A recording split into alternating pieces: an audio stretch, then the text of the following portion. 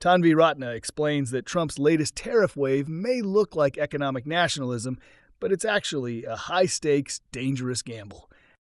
Behind the headlines is a deeper strategy to forcibly reset America's economic and geopolitical footing. But the stakes aren't just high. They're potentially catastrophic if this fails. At the center is a ticking time bomb, $9.2 trillion in debt that must be refinanced this year. Over $6.5 trillion is due by June.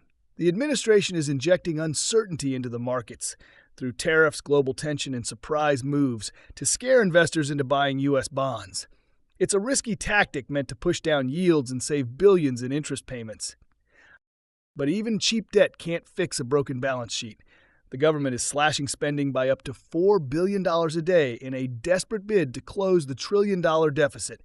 It's fiscal triage, fast, aggressive, and politically explosive.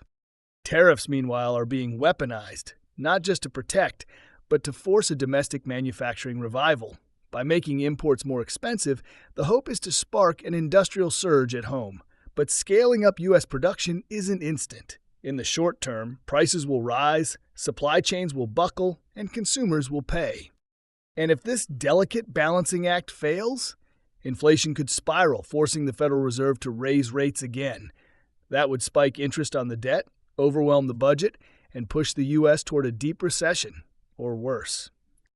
Internationally, the risks are no less volatile. Tariffs are now bargaining chips in a chaotic reshuffling of alliances. Traditional allies are sidelined, and adversaries like China are pressured in unpredictable ways. It's deal-making with a sledgehammer, and the blowback could be severe. Domestically, Trump is betting that the political payoff, boosting industrial regions and energizing his base, will outweigh the backlash from higher costs and economic uncertainty. But this isn't just disruption. It's playing with fire. If it works, America could emerge leaner, stronger, more independent. But if it doesn't, we may be staring down economic instability, a crushed middle class, and a government buried under the weight of its own debt. This is one of the boldest, riskiest policy experiments in modern U.S. history, and the margin for error is razor thin. What do you think? Weigh in on CrowdPack.